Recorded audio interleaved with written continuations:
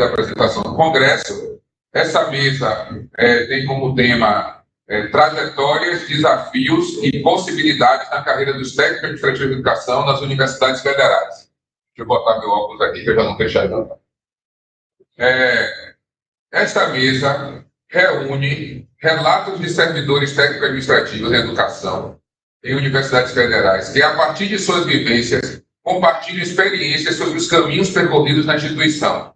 Organizado por servidores para servidores, a sessão propõe um olhar atento às múltiplas dimensões que envolvem a carreira, desde o ingresso e ambientação até os desafios cotidianos, as oportunidades de desenvolvimento profissional e as estratégias para lidar com as demandas institucionais.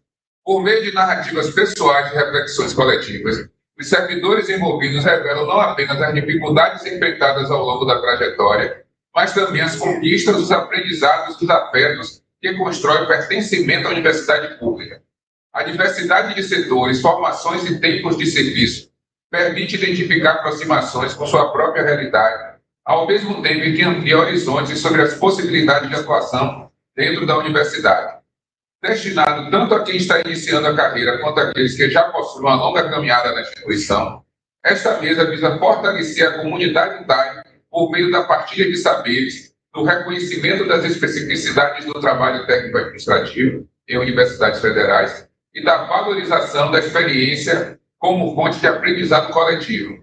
Mais do que um conjunto de relatos, é um convite ao diálogo, à reflexão e à construção conjunta de uma carreira com sentido e propósito. Nessa mesa, a gente estava pretendendo aqui ter a companhia do nosso colega Marcelo Rosa Pereira, diretor do Departamento de Pessoas e Pró-Reitoria de Gestão de Pessoas da UFES, bacharel em Administração e pós-graduado em Gestão Pública. Ele atualmente é coordenador da FASUBRA. Olá, sejam bem-vindos. Nesse momento, eu fui comunicado que o companheiro Marcelo Rosa ele está acompanhando a reunião que está acontecendo na Comissão Nacional de Supervisão de Carreira. Essa reunião começou pela manhã e, pelo visto, se estendeu até agora à tarde. Então, eu estou na expectativa dele conseguir acabar essa reunião e poder participar aqui com a gente no segundo momento. Temos também a presença aqui do companheiro Patrick Nascimento da Silva, coordenador de projetos especiais em tecnologia na Pró-Reitoria de Ensino de Graduação da UFBA, mestre em administração e especialista em gestão de processos universitários, gerencia programas como o PIBID, PET e OBEDIN, além de atuar na comunicação institucional e em webinários. Foi coordenador de relações interinstitucionais no programa Escola em Tempo Integral MEC, seccional Nordeste, com foco em inovação e extensão. E também tem a minha presença. Meu nome é Luiz Fernando Santos Bandeira, para quem não me conhece. Eu sou assistente de administração da UFBA, chefe do pavilhão de aulas Heitor Felipe Serpa. Tenho formação em engenharia civil aqui pela Universidade Federal da Bahia, especialidade em gestão de processos universitários e mestrado em estudos interdisciplinares sobre a universidade. Atualmente, eu estou como assessor do grupo de trabalho do RSC na Coordenação Nacional de Supervisão de Carreira e suplente na direção da FASUBRA, articulando a gestão acadêmica e a apresentação sindical. Então, a gente vai começar a apresentação dessa mesa com o companheiro Patrick, e vamos tentar ver se o companheiro Marcelo chega a tempo para a gente articular esse debate. Então, com a palavra, o companheiro Patrick Nascimento. Pois não, Patrick? Vamos lá. Olá a todos, todas, todes. Sejam todos muito bem-vindos e bem-vindas para mais uma mesa. Nós estamos hoje, eu e o Fernando, numa maratona. Sendo que agora eu não estou na posição de mediador, olha só. Essa mesa ela foi proposta, ela é mais um momento de descontração, de trocar ideias, entre os presentes e a mesa. Agradeço aí, Fernando, pela saudação e pela introdução. E eu organizei essa fala em 5 tópicos, que ficou assim. Tópico 1, o ingresso, a ambientação, os desafios cotidianos, as oportunidades de desenvolvimento profissional, as estratégias para lidar com as demandas institucionais. Não vou utilizar slide, vai ser só na conversa aqui. E ao final eu devo passar algumas imagens, né, que retratam essa trajetória também. Bom, sobre o ingresso, né? Esse é um evento que ele trata também dos 80 anos da Universidade Federal da Bahia, mas no meu caso, em particular, trata dos meus 15 anos também na UFBA. Esse ano eu fiz 15 anos aqui. Eu ingressei em 2011, e lá se vão, né, como falei, 15 anos. Na época, disseram que era difícil, porque a banca, que era desta universidade, era muito exigente. Cá estou. No período chamado, estava estagiando em uma grande empresa de tecnologia bancária, responsável por equipamentos como bancos estatais, loterias, até urnas eletrônicas. E por isso eu posso dizer com muita segurança que a urna eletrônica é um dispositivo muito seguro, porque é de tecnologia bancária. E banco não faz nada para perder. Era uma empresa estável e bem sedimentada no mundo do trabalho, o que me levou a projetar uma carreira no lugar, uma vez que recebia o retorno de que desenvolvi um bom trabalho e tinha expectativas comigo muito boas lá. Mas aí chegou a ligação do setor de pessoal, né, da UFBA me convocando. Quem atendeu foi minha mãe. Inicialmente desconfiada como ela é ainda, pensou se tratar de algum tipo de golpe e quase ligava o telefone na cara da servidora. Aí ela teve a sacada de pedir para que a servidora retornasse a ligação depois, que ela ia tentar falar comigo. Por sorte, ela pediu para meu irmão, que desenvolvia um serviço terceirizado com uma equipe de pesquisa da UFBA na época, para que checasse se era verdade ou não. Uma vez verificada a veracidade da convocação, lá me fui para a posse e posterior exercício, que pela minha formação em turismo, acabou me levando para a Faculdade de Filosofia e Ciências Humanas, minha unidade mãe, onde iniciei minha carreira. Bom, sobre a ambientação. Ao chegar à Faculdade de Filosofia e Ciências Humanas, fui recebido pelos e pelas, né, colegas de lá com muita cortesia, afeto, atenção e paciência para explicar os procedimentos, algo muito característico de nossa comunidade. Recebi a informação da direção da unidade que o curso de museologia estava carente de apoio operacional há algum tempo, e assim fui imbuído da posição de funcionário do departamento daquele curso. Em museologia, um departamento que contava com 8 servidores professores, fui igualmente acolhido e orientado nos procedimentos que precisavam ser reimplantados devido ao hiato, em que o curso ficou sem apoio técnico perene aos estudantes, seja presencial, telefônico, e-mail, organização dos arquivos, alinhamento das informações, dentre outras necessidades ali verificadas. Após análise das necessidades e estabelecimento de prioridades, em poucos meses a situação no curso foi normalizada e o respeito e posterior estima foram adquiridos. Dada a baixa complexidade administrativa nas demandas, apesar da importância e prioridade de cada uma, estas eram em sua maioria cíclicas, com algumas exceções, como os eventos extensionistas, por exemplo, tanto no departamento quanto no colegiado. Assim, em diálogo com as chefias das instâncias do curso e direção da unidade, acabei assumindo uma função gratificada de baixo grau. Era uma extinta FG8 que tinha, para efetivamente ser secretário do departamento, cuidando assim de ambas as instâncias, departamento e de graduação.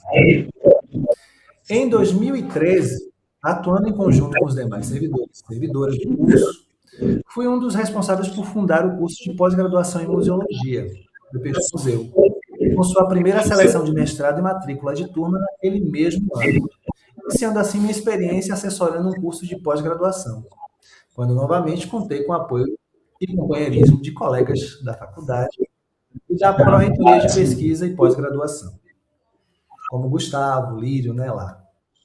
Devido à escassez de servidores técnicos, acabei suportando a graduação e após até 2018, atuando em todas as instâncias do curso, Isso, de certa forma, facilitava a resolução de conflitos e normalização, padronização de ações, o que era adequado para os envolventes, trazendo qualidade ao serviço e às próprias. As atividades, conflitos e soluções sempre eram socializadas por coordenações e chefias, que, em conjunto com a secretaria do curso, procediam de forma unificada sobre os casos novos, pois quando uma situação era conhecida, bastava repetir, de forma modalizada, claro, uma solução já existente sem a necessidade de consultas ou avais. Bom, desafios do cotidiano, né? Penso que os maiores desafios no cotidiano sejam principalmente no início do trabalho, sabe? Ao entrar em exercício, quando tudo é muito novo e não existiam manuais ou instruções de trabalho, cabendo à oralidade e ao coleguismo suprir essa necessidade, seja através de técnicos ou com docentes, para a compreensão dos problemas e entendimento das soluções, de como alcançar soluções. Algo que ajuda bastante são os cursos de capacitação conduzidos pela instância de desenvolvimento da instituição, no caso a PRODEP, pois instrumentalizam para algumas rotinas administrativas. Eu lembro que na época que eu entrei, eu fiz um curso do CIAD, para fazer os processos, entender como é que era aquela mecânica. Dentre outros que eu fiz também naquela época. Além de possibilitar o contato com colegas de outras unidades e aprendizados advindos das vivências compartilhadas em sala por essas pessoas. Outro desafio é entender os nuances que delimitam a atuação técnica e a atuação docente. Quando começa uma e termina a outra, sendo algo que está, de certa forma, nas legislações da universidade, investimento, estatuto, regulamento, mas que não aparece de forma objetiva, o que pode levar a conflitos de atribuições, desvio de função e sobrecarga. Por isso, compreender seu lugar de atuação é fundamental. As oportunidades de desenvolvimento profissional. Compreender que você está numa instituição em que seu produto final é educação gratuita e de qualidade. É perceber que usufruir disso é também seu direito. E, se quiser, poderá exercê-lo e que isso também se traduz em ganhos, tanto a nível de conhecimento pessoal quanto financeiro, as progressões. Assim, realizei com a anuência da chefia alguns cursos que me possibilitaram as progressões de capacitação. Fiz especialização e mestrado fomentados pela PRODEP. E confesso que foi um excelente investimento de tempo e dedicação, pois possibilitaram um aumento do networking e melhor visão das questões administrativas e implemento na capacidade de resolução de soluções para questões do curso. Das unidades em que estava inserido também, pois às vezes era convocado pela direção da unidade para apoiar em algumas situações. Além de que, com o tempo, você também vai percebendo a necessidade de fazer parte de representações, como na época eu também fazia parte da representação técnica na congregação da unidade. Certamente, quanto mais capacitado e aumentando sua rede de contatos, maiores são as possibilidades de crescimento profissional. Assim, em 2019, fui convidado pela Pró-Reitoria de Ensino de Graduação, PROGRADE, para atuar no Agente Titular, com programas e projetos relacionados com graduação. No caso, o Programa Instituição de Bolsa de Iniciação da Ciência, o PIBID, e o Programa Residência Pedagógica, o PRP. Senti o chão se abrindo nos pés na época, mas topei. Com o apoio dos colegas do curso de Museologia e da própria direção da Faculdade de Filosofia, fui para a PROGRADE. Na PROGRADE, encontrei um ambiente propício a inovações e desafios que colocaram à prova todas as minhas capacidades e conhecimento. Algo que me motiva e sempre me motiva sempre a buscar mais informações e para as novas soluções. Quanto aos programas PIBID e PRP, cuja missão principal era aprimorar e padronizar, unificando as rotinas administrativas de ambos os programas. Essa foi uma missão medida, possibilitando que esses programas atuassem em sinergia. Tal atuação garantiu o cargo de coordenador de projetos especiais e tecnologia em 2022, um cargo de direção subordinado à Pró-Reitoria e ao magnífico reitor, função em que estou até a presente data. Frutos dessa atuação são as seleções de estágio desenvolvidas para a renovação constante dessa importante mão de obra, abrindo possibilidade de trazer os estudantes para conhecerem as outras de obras. Os novos layouts do site principal da Prograde e os sites associados, que são seus programas, que possibilitaram também a renovação de boa parte dos sites das demais províncias que vieram logo depois, utilizando o nosso como um parâmetro. Catálogo de curso, hoje hospedado também no portal da UFBA, a cartilha do estudante, que a gente disponibiliza também anualmente, cursos de formação continuada para corpos técnicos e conselhos de educação dos municípios e estados do Nordeste, pelo programa Escola em Tempo Integral, dentre outros frutos. Agora, as estratégias para lidar com as demandas institucionais.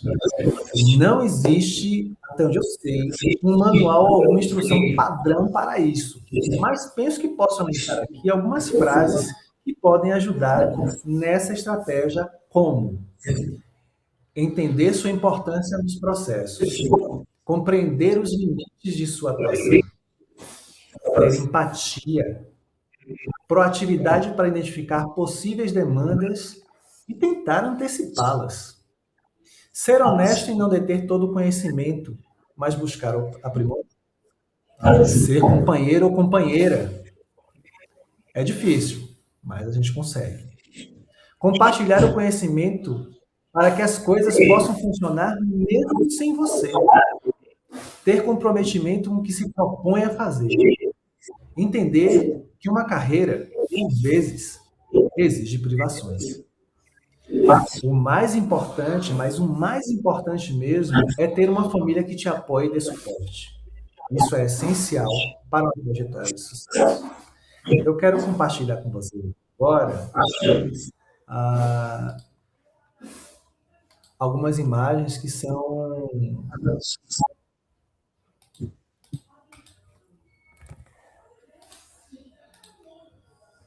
fruto dessa trajetória. Aqui eu trago, algumas fotos de mim da Faculdade de Filosofia. Isso aqui era a vista que eu tinha de uma das janelas de lá, quando a gente estava na Copa para almoçar. Então a gente via isso, a gente viu o mar aqui também, onde tinha o hotel que agora já foi, agora estão construindo várias torres lá que você não vai poder nem mais ver o mar direito. E aqui tem várias pessoas, Tem colegas técnicos, colegas professores, a diretora também aqui, a professora Maria Hilda, Aqui mais estudantes. Nesse período em que eu atuei lá em museologia, para tentar entender um pouco mais sobre esse público que eu atendia, passei também aí nos encontros nacionais, dos estudantes de museologia. Aqui embaixo tem o chá de fralda que o pessoal lá na Faculdade de Filosofia fez, quando meu filho Valentim nasceu. O pessoal da especialização está aqui embaixo também. Em cima também mais estudantes. Aqui o pessoal do mestrado no topo. Embaixo o pessoal da Prograde. Aqui dá para ver o próprio Fernando aí, o Júlio. Em cima o pessoal da Escola em Tempo Integral. Mais para o ladinho lá, a professora Denise, Manto, companheiro, várias caminhadas. Aqui novamente o pessoal da Prograde, mais o pessoal da Faculdade de Filosofia. Dá para perceber que pela progressão das fotos, meu cabelo vai ficando cada vez mais branco, E aí ali tem os nossos estagiários, tem aqui, dá para ver que tem dois grupos de estagiários, Vários. E aqui, a principal razão para qual eu consigo fazer tudo o que eu faço e para quem eu sempre estou primando o meu caminho. Minha família querida, minha esposa e meu filho amadíssimo, Valentim, os dois, e eles que me permitem estar de pé até hoje e estar aqui com vocês, contribuindo, compartilhando essa noite. E a isso eu só tenho a agradecer. Obrigado a todo mundo e encerro minha apresentação.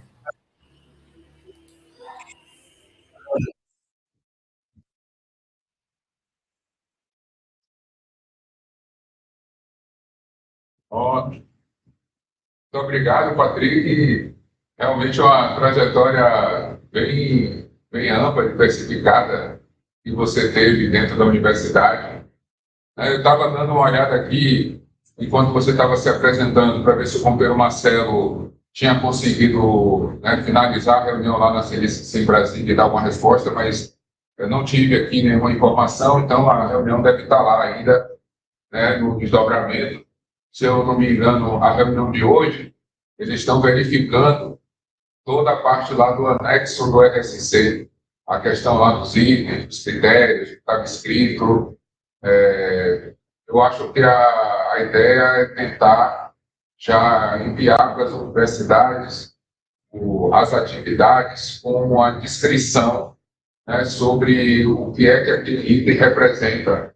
Isso com certeza, né, com certeza vai facilitar para a gente saber o que é que a gente tem, buscar lá o que for necessário, né, para poder fazer o pedido, mas principalmente para a comissão que vai avaliar os pedidos, né, poderem analisar.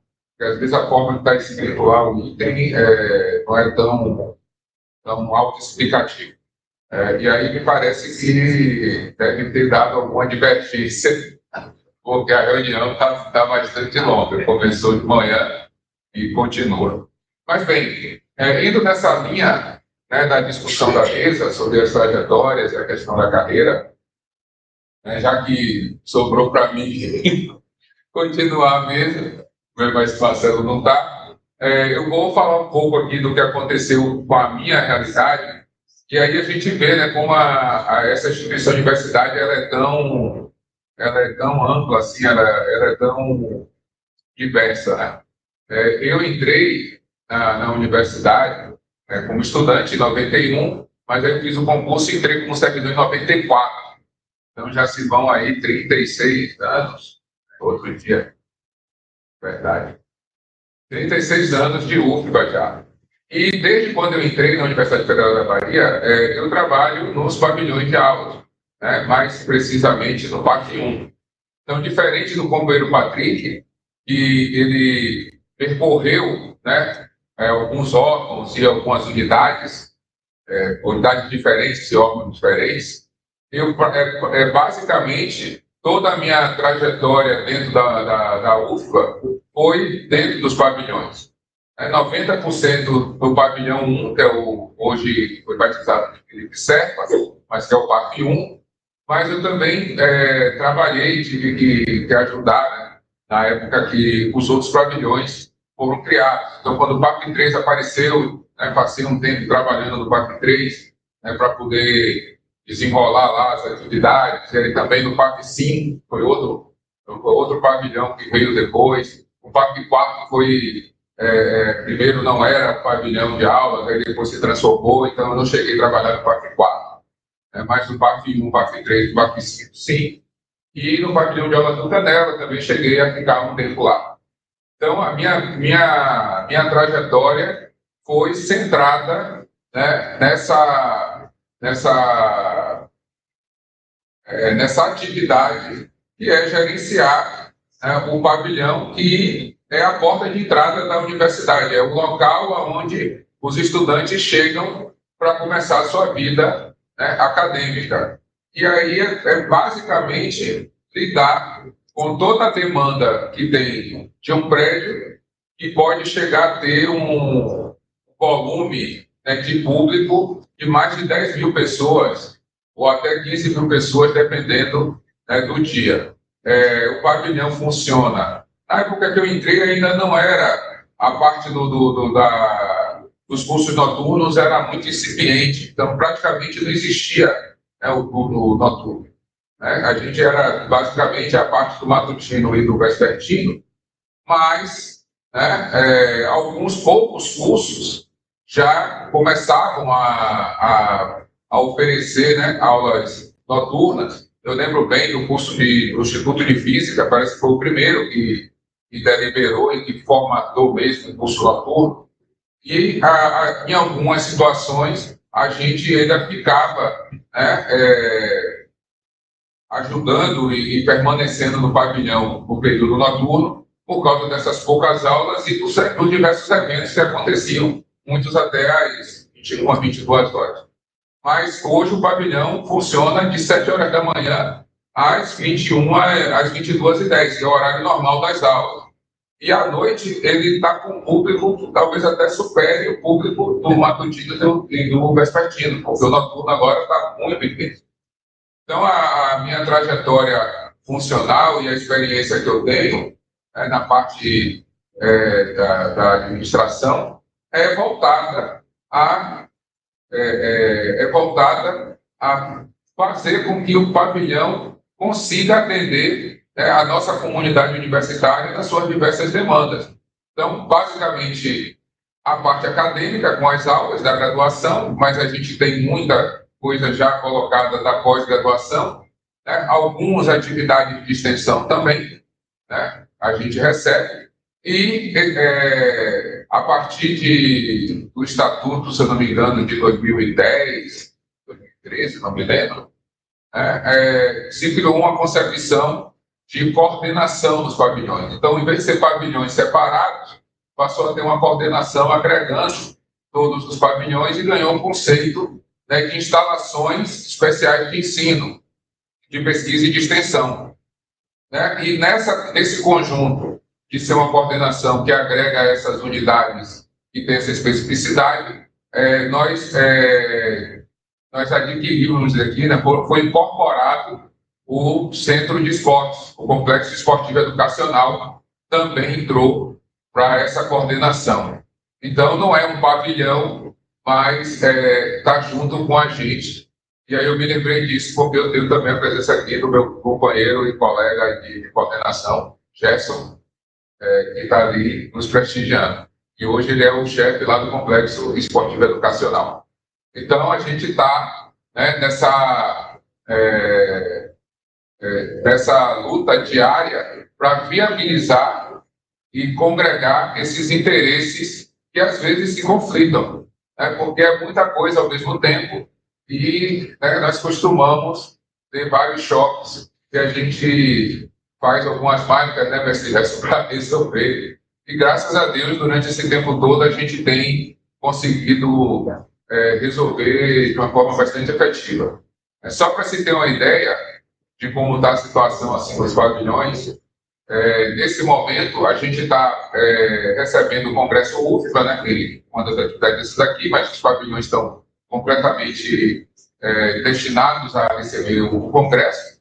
O Congresso acaba amanhã, sexta-feira. A próxima semana nós já temos um congresso que é do pessoal de Psicologia e Organização do Trabalho, né, que vai ser a semana toda, ocupando todas as salas do pavilhão. E após esse congresso, a gente vai receber o congresso dos geógrafos, que vai ter um congresso internacional do geógrafo, que vai ser mais uma semana, ou seja, o mês inteiro de julho, nós não paramos, né? Embora a universidade vai entrar em recesso das aulas, mas o pavilhão não para, né? Então, essa a dinâmica do processo, né, de organização administrativa que eu tive a experiência de lidar. Então, a universidade traz esse tipo de situação. Às vezes a gente chega, né, e permanece em um local e desenvolve a carreira naquele local, né, sem muitas variações.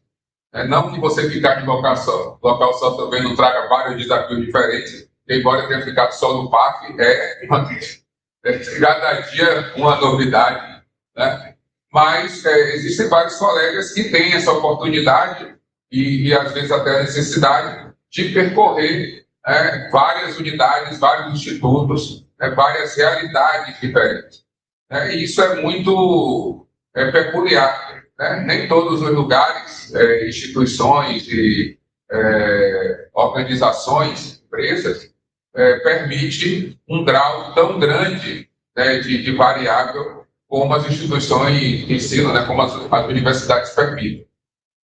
E é por isso que a gente juntou os assuntos, porque a gente estava tratando basicamente como tema central a gestão universitária, mas desse ano, mas muito focado na carreira, porque esse ano, com essa greve que a gente está já quase, né, finalizando, já tem indicação, né, da saída da greve e o retorno das atividades agora para segunda-feira, dia 13, né, a gente está conseguindo, como resultado dela, a implementação de dos elementos, de uma das características do nosso plano de carreira, que a gente lutou muito para conquistar, né, e ainda vem lutando para efetivar, para implementar, que é a efetivação dos saberes não instituídos.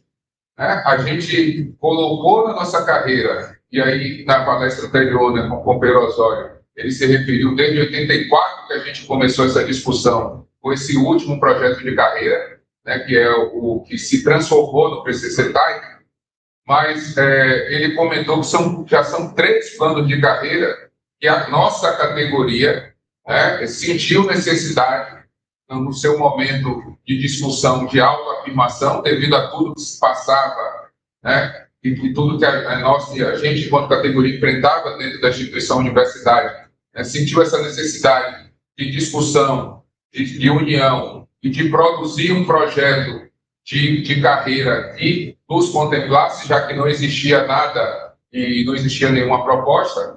Eu não vou lembrar aqui o nome do primeiro, porque é um conjunto de siglas, PSSV, P, não sei o quê, que eu não me lembro mais o que é. Mas logo depois desse, a gente teve o PULPS, que já foi um plano que aglutinou, né, tanto os estatutários como os seletistas antigos, que era uma diferença que a gente tinha, né? Existiam colegas que entraram nas universidades através da CLT, eram contratados por CLT, mesmo até por concurso, e teve também os colegas que começaram a entrar por concurso público, que era estatutário. E o público se agregava às duas formas de contratação. E a gente juntou tudo com a RJU lá em 88. Após o público, a gente conseguiu criar o PCC-TAI. E, na verdade, a ideia não era ser PCC-TAI. A ideia original era ter um plano efetivo de carreira com um cargo único, porque a gente sabia que uma carreira só se efetivava se a gente conseguisse ter uma ascensão funcional. A ideia de uma carreira, isso está na Constituição, é você ter a oportunidade de entrar em qualquer posição, né, dela, no início, no meio, dependendo do concurso que você faça, mas que você conseguisse, por dentro dela, alcançar cargos com responsabilidades maiores, né? E a gente, no primeiro momento, a gente foi avançando dentro do Congresso com um projeto, quando a gente escreveu o nosso projeto de carreira, que era um projeto de lei, né? Mas tem uma divergência no Supremo a respeito de como a carreira efetivamente funciona. Tem uma ala do Supremo que defendia que ter direito à carreira é um direito, né, do servidor público, mas tem uma outra ala que entende que o concurso público é primordial. Então, quando você entra num cargo, né, você está naquele cargo e você não pode passar para outro cargo se você não fizer outro concurso. Então, se eu entro num cargo que tem uma formação de ensino fundamental, né, essa visão que tem no Supremo não permite que a gente, através, né, dos requisitos da própria carreira, né, dos critérios que estavam escritos lá, você ocupasse, depois de comprovada, né, a sua experiência, a sua capacidade, você ocupasse um cargo com um requisito, com uma formação maior. Então, você não poderia sair do ensino fundamental para um cargo que exigiria já o ensino médio ou a formação, a graduação, no caso do status de superior. E nesse embate dessas duas correntes, infelizmente, a gente prevaleceu, né, a corrente que defende que a gente não pode ter provimento, eles chamam de provimento derivado. Eu não posso passar de um cargo para outro, a não ser que eu faça um outro concurso público. A nossa lei, o nosso projeto, que estava em projeto de lei, ficou tramitando no Congresso, parou, está lá esquecido, a gente não conseguiu, não teve mais força, né, para fazer ele ser movimentado.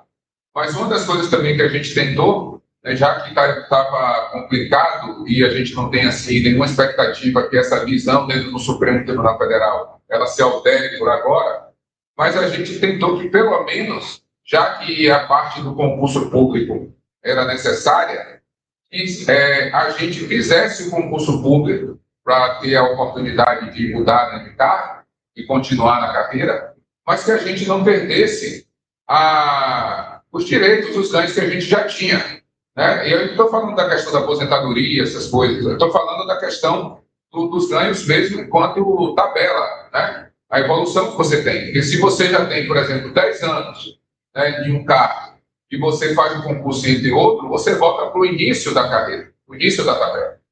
E aí, nem sempre isso é vantagem. Depois de 10, 15 anos, você já está numa posição com determinado valor, ganhando determinado valor ali de crescimento básico, aí você volta para o padrão 1 daquele novo cargo e, né, mesmo sendo um cargo, por exemplo, de nível superior, muito provavelmente você vai ganhar menos do que você ganhava ou que você ganha hoje. Alguns colegas fizeram essa trajetória, né, decidiram, fizeram lá análise e enfrentaram, né, e passaram do nível médio do nível superior, por exemplo, então trilhando, né? Mas não é uma situação muito atrativa. Então, a gente está tentando ainda, né, isso está meio morno, mas a gente pode ver se a gente consegue, pelo menos, essa alteração para garantir que, ao se fazer o concurso, você fique na mesma posição, ou na posição equivalente ao salário que você já recebe, para você não ter perdas salariais. E uma outra situação também que a gente discutiu muito, mas não foi possível avançar, é que a gente tivesse uma espécie de reserva, né, dentro do concurso. Então, por exemplo, 30% das vagas do concurso que fosse ofertado, né, fosse destinado aos técnicos administrativos internamente. Então, a gente faria o mesmo concurso, igual a todo mundo, mas a gente disputaria dentro desse conjunto de vagas separadas. Mas essa discussão está lá, a gente não conseguiu avançar, temos aí isso para frente, né? Então, toda essa situação de como a carreira funciona, do nosso dia a dia, de como a gente vive, né, na instituição, depende de todo esse debate em conjunto, né, da instituição valorizar a gestão administrativa, que é a parte que nos atinge, é a parte que nos diz respeito, e a gente sempre sente isso, a gente está repetindo, né, que a área da gestão ela é pouco valorizada, e a gente, normalmente, os problemas que a gente tem é justamente porque a gestão administrativa ela não é muito bem definida, né? E aí a gente entra no debate de ter um plano de gestão efetivo, que é a defesa que a gente tem do SPGD, por exemplo, onde os critérios e os princípios da nossa carreira sejam valorizados. E nesse conjunto de discussão, e com a implementação do RSC agora, que é essa vantagem que a gente está conseguindo nesse momento, pegando a parte dos saberes não formais, que a gente já tinha conseguido ser remunerado pelos saberes formais, através do incentivo à qualificação, e estava faltando esse outro saber, e inclusive, esse outro saber, que é o RSC, ele tem uma importância significativa, porque ele é em cima das atividades que a gente faz. E aí é mais uma forma de comprovar para a comunidade universitária que, sem o nosso fazer, né, a instituição, do jeito que ela cresceu, do jeito que ela está hoje, ela não consegue se sustentar. Então, a lógica que às vezes é muito propagada, né, em certos locais, em certas unidades, né, que o técnico administrativo, o fazer do técnico ele não é necessário, que a universidade consegue, né, avançar, consegue existir sem o nosso trabalho, sem a nossa presença, né, a gente vê todo dia que isso é falso. Não tem como, né, a instituição andar e conseguir produzir os resultados que produz, né, com a excelência que tem. A gente tem vários cursos aí com conceito A, né, com conceito 5, né? E uma prova disso é a situação que a gente está enfrentando agora com a implementação do CIRA. Por que está essa confusão toda? Justamente porque a questão da gestão, o planejamento, tudo, a falta de de prioridade, por exemplo, com a área fundamental, que é a área de TI, né, que a Universidade Federal da Bahia já foi pioneira nessa parte do processamento de dados. Nós aqui temos, né, os pontos da RNP, a rede nacional passa por aqui. Então, aqui Nordeste, Brasil, né, então, todas as informações, a gente vê aí o YouTube, tudo passa por aqui. E a gente foi uma das primeiras a se envolver e a produzir. Mas, infelizmente, durante a sua trajetória, né, essa área deixou de ser, né, priorizada, e hoje a gente tem uma deficiência muito grande, tanto dos nossos colegas técnicos, né, porque realmente não teve um direcionamento, como também o fato da nossa carreira não ter uma valorização pelo próprio governo, né? A área de TI está supervalorizada externamente e a gente não consegue reter os quadros dentro da nossa carreira, porque lá fora as pessoas recebem muito mais. Então, a gente teve aqui a palestra com o nosso colega técnico proreitor, né, Geilson, e ele comentou que o último concurso tinha 80 vagas, 75 vagas. Pois a gente fez esse concurso, aí a gente pode dobrar, né, porque você pode ampliar e chamar os reservas, e menos do tempo, menos de 2 anos, todo mundo foi chamado e as pessoas entraram e já saíram. Alguns porque se aposentaram, teve gente que se aposentou e abriu o bar, mas teve muitos colegas que entraram e passaram em outros concursos, né, foram atraídos, né, para outras instituições por causa da questão salarial. E a gente está discutindo isso já tem um tempo. Então, para encaminhar já, para direcionar e abrir um pouco para vocês, se vocês quiserem fazer intervenção, a gente já está notando, devido a essas características e o passar, né, do tempo, com a implementação do RSC, a gente está fechando o ciclo de tudo que a gente colocou nessa carreira PCCTA e o fato de a gente não ter conseguido a ascensão funcional, a gente já está partindo para um debate e uma necessidade, já está vendo isso, que a gente precisa rediscutir a carreira, né, como um todo, porque ela já não está mais dando resposta para a realidade que a gente tem hoje, tanto na parte, né, da dinâmica que precisa ter nesse momento para a gente conseguir com o governo ter um retorno financeiro maior, como também o fato que os novos servidores que estão entrando, os novos colegas que estão fazendo concurso, e a gente já vai ter um concurso que vai acontecer agora, vai abrir, né? A realidade desses colegas que estão chegando já é muito diferente, né, dos técnicos que chegaram mais tempo, como eu e alguns até antes de mim. Então, a gente precisa retomar esse debate para fazer essa coesão enquanto categoria de novo. Porque sem essa coesão, a gente termina ficando sem a força necessária para pressionar a instituição e pressionar, né, o próprio governo e dialogar com a comunidade externa, né, com a sociedade, né, e mostrar a necessidade de valorização da nossa categoria, né, da nossa carreira, para que essa instituição, universidade, que é tão importante para qualquer país, como a gente sempre discute, ela continue produzindo e tendo condições de oferecer para a sociedade, de oferecer para o público, né, um serviço de qualidade, um serviço que realmente impacte e que justifique, né, todo o investimento que é feito. Então, a gente precisa melhorar muito mais, né, o investimento na universidade e, por consequência, com todo o seu quadro, tanto os docentes como nós, técnico administrativo.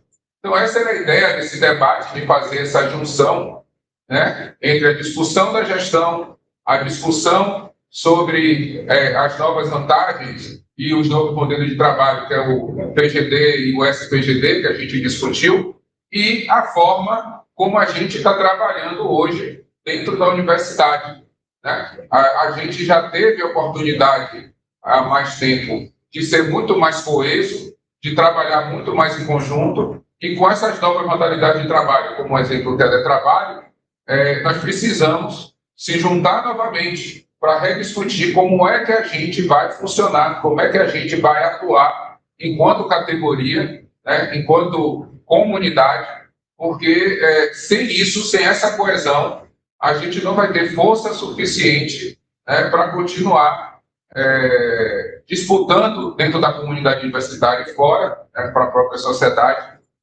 o valor, o reconhecimento e o retorno que a gente merece. Então, era isso aí, 17 horas, né? Eu já pensei que eu estava falando rápido, mas eu me passei aqui do tempo. Essa mesa ela já é o final, né? Então a gente não tem muito mais tempo, não, né, Ana Paula? Assim, quando teve a questão da caixa, mas vai ficar uns 10, 15 minutinhos. Né? A Ana Paula está me comunicando, como a gente teve um probleminha aqui no início, a gente pode ficar mais umas 3 horas, se não tem problema. Foi só mais uns 10 minutinhos. Só porque realmente teve essa interferência aí. Pronto. Então, Patrick, você me ouve? Sim. Pronto. Sim! Aí eu me sinto naquele programa do Silvio Santos que você era colocado dentro da cabine e aí a pessoa perguntava: você troca um milhão de reais por um milho grande? Aí você, sim! Aí era. Como eu sou mais novo, eu sou da época aqui de Ana Paula, a gente não se lembra disso, né, Ana Paula? Isso não é do nosso tempo. Rapaz, você só não tem Eu o também cabelo não branco tinha. como eu, velho.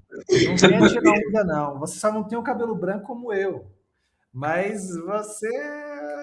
Eu não tenho cabelo. Eu vou passar a palavra aqui para os companheiros que estão aqui na plateia. A gente teve aqui a felicidade de receber mais colegas, né, que chegaram. Estou vendo aqui a companheira Eliette, o companheiro Marivaldo, que foi meu companheiro de trabalho, de pavilhão durante muito tempo. Estou vendo aqui Rosângela, Crispim. Eu falei errado. Ainda bem que eu acertei. O companheiro Gerson já falei, e aqui o companheiro. Esqueci, Jorge, já fala Jorge, não é Jorge, não, Flávio do Instituto de Física. Aqui É isso, meu mestre? aqui estamos com 3 colegas, a Edilene Costa, a Helena Argolo e o Lomanto. Ótimo.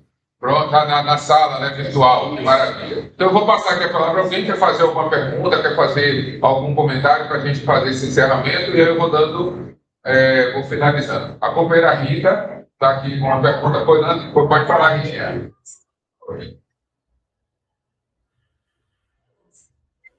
Tá? Trazer um assunto interessante para o nosso dia a dia. É o seguinte, nas coisas que você foi falando, pensando, né?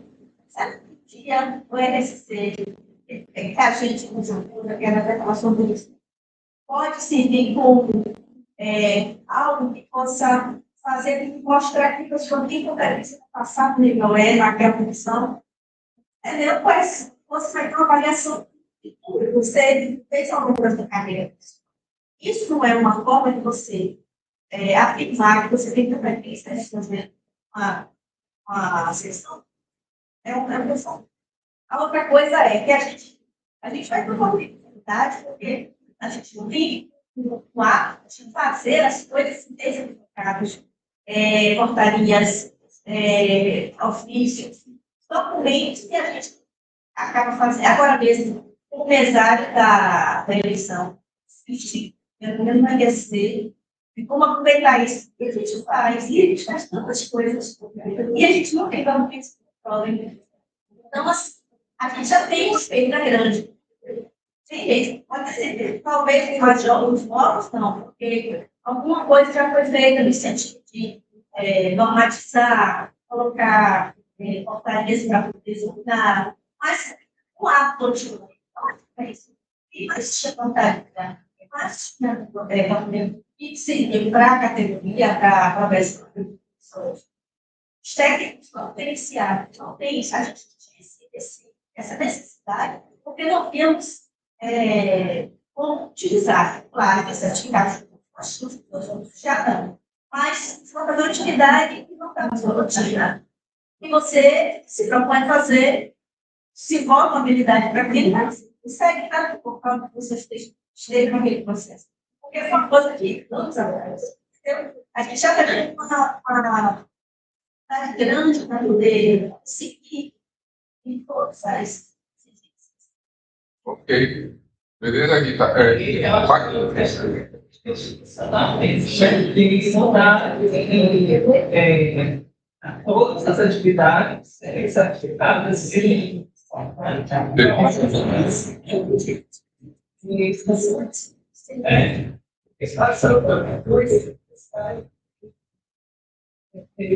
Mais alguém? Gostei da proposta da colega, porque é o que nós estamos querendo, né? Com a racionalização que nós estamos na C e dado para ter a faculdade, para ter mestrado e doutorado, né? A proposta dela pode, né? Através dessas três, tudo pode, né? Quando se quer, as coisas acontecem. Então, poderia veio fazer a lei específica que, dentro do médico, né, dentro do Ministério, para não atingir, porque sempre há problema de atingir os outros ministérios e o custo ser maior. Toda a dificuldade que a gente está tendo nesse momento é essa questão financeira, orçamentária. Então, se a gente começar, nós temos tanto dom, começamos a discutir e vermos, a estudar a possibilidade que pode acontecer, né, sem onerar e abrir espaço para outros ministérios. Nós somos o Ministério da Educação, que se lá na frente alguém venha fazer essa cobrança, mas nós que temos em torno com o Ministério da Educação e das universidades federais, aonde sai todas as informações e ensinamentos. Então, acho que pode arrumar essa proposta e a gente aumentar e resolver, porque a maioria, imagina a perda que tem dos nossos aposentados, né? Que se aposentaram porque a grande maioria, o salário não está vindo aqui, eu preciso me aposentar para levar esse e ter formas de melhorar minha vida financeira, lá fora.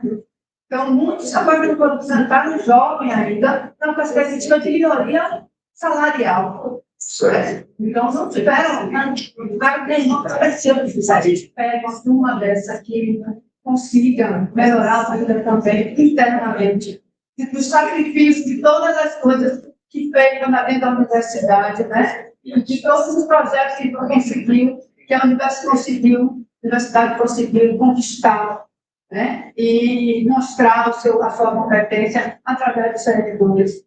Então, agora, o que precisa de reconhecimento somos nós. Tá certo. Né? Mais uma coisa, você vai falar? Sim, pode. Mas é possibilidade. Nós tínhamos um cargo de Noé. E aí, tentou se mudar, porque era programador pessoal, assim, e aí mudou para administrador. Não, a gente precisa do administrador para poder administrar a unidade. Mas a gente já fazia isso no dia a dia, nos problemas e tal. Aí veio uma pessoa formada em administração, né? Já estava cursando mestrado, passou no concurso, ele não sabia nada. A gente teve que ensinar para ele o básico, para ele entender como funcionava. Sabe o que aconteceu? Em menos de 1 ano e meio, ele terminou o mestrado, fez ações. E a lá disponível é isso. Quando a gente tem condições, algumas pessoas e algumas unidades têm condições de pegar uma pessoa que está no nível D, passar para o nível E, pelo RSC, que foi já tem, e talvez colocar no lugar do nível D, porque a pessoa já está ali há anos. E aqui tem você agora não sabe nada para fazer uma atividade que alguém já fez durante anos, sabe? Não deu certo. É isso. Então, assim, para ir afunilando, tem mais alguém querendo fazer intervenção sobre esses dois? Então, eu vou encaminhar, porque a gente já 7h30, 17h09. Assim, ó, a ideia da nossa carreira da IED era justamente o que, quando a gente pensou lá desde 84, era consolidar, né, o nosso fazer, a nossa atribuição, né, a nossa como é que eu digo?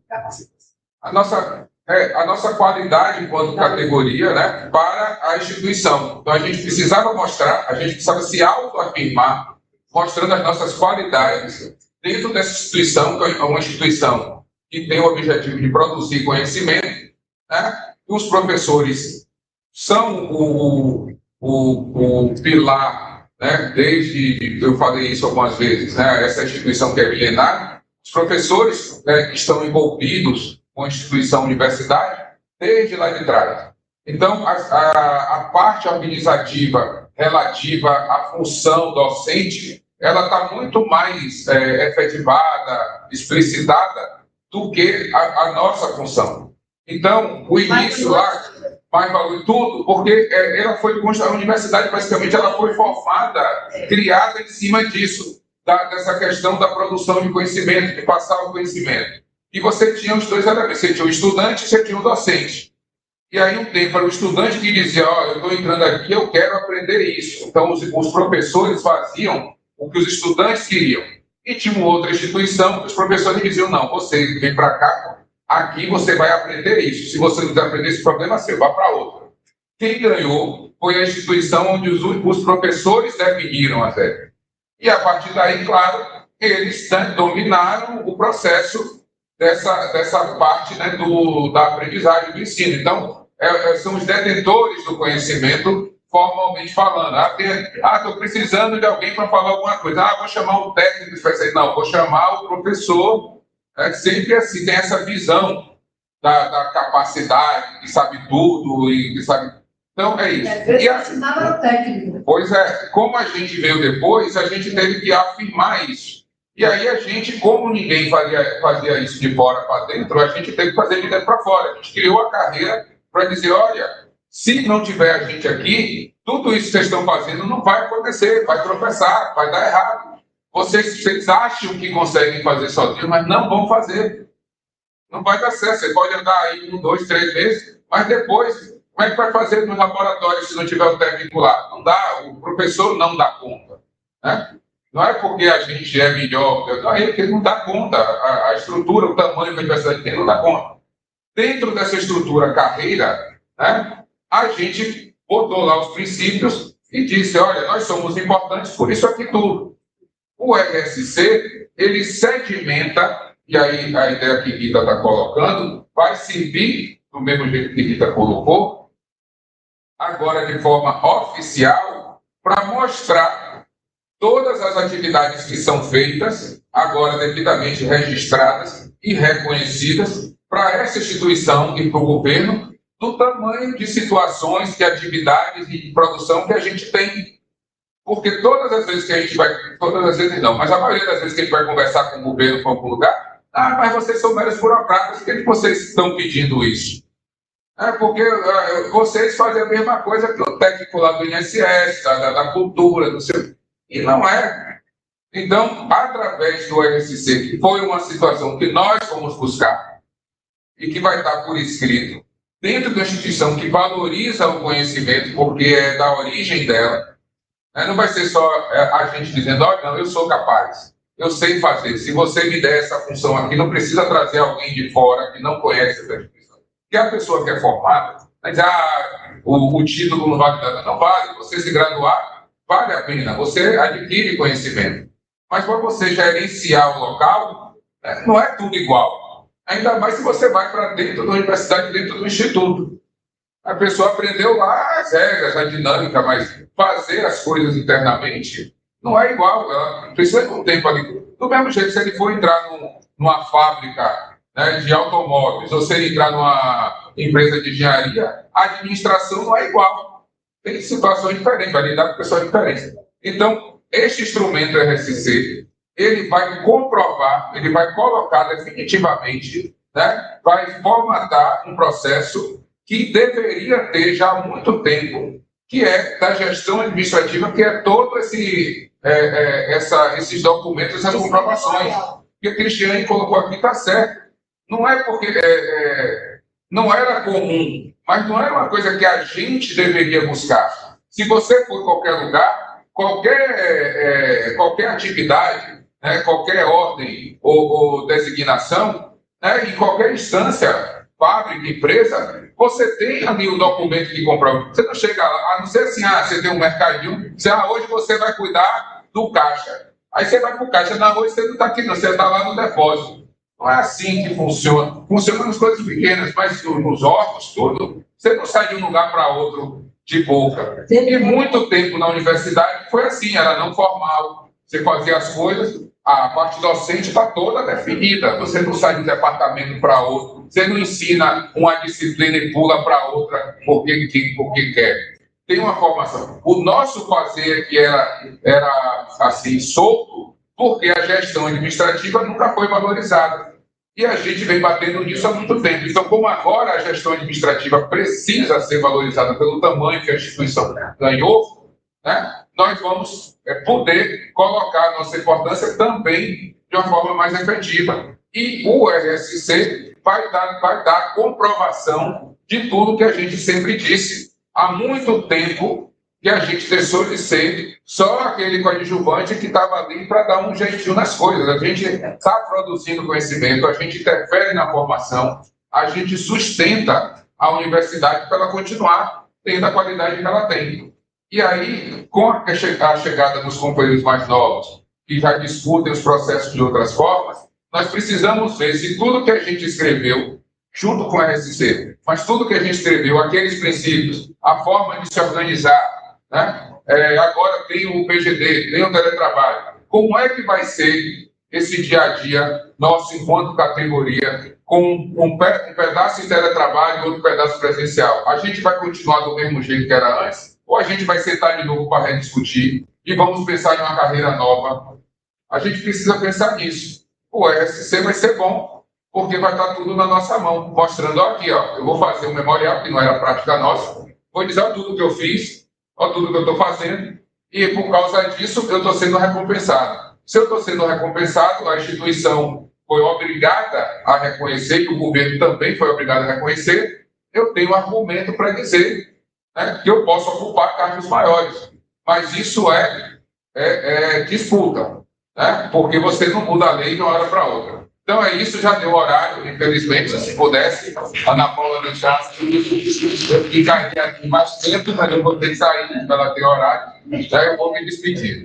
Patrick, muito obrigado por sua presença fantástica, sempre maravilhosa. Essa foi a última mesa nossa, né? Fechamos a maratona. Fechamos a maratona. Exatamente. Obrigado, Eliane. Fechamos a maratona. Muito obrigado a todos e todas que estiveram conosco aqui nessa trajetória de mesas até essa nossa culminância hoje aqui. Muitíssimo obrigado. Fiquem bem. Beleza, Patrick. Muito 10. A gente vai se falando, meu irmão. Da próxima vez eu quero você aqui do meu lado. Eu quero você longe, não. Depois eu baixo as gravações e aí vou socializando para a gente poder colocar no... Valeu. Valeu. Muito 10. Tchau, tchau. Tchau.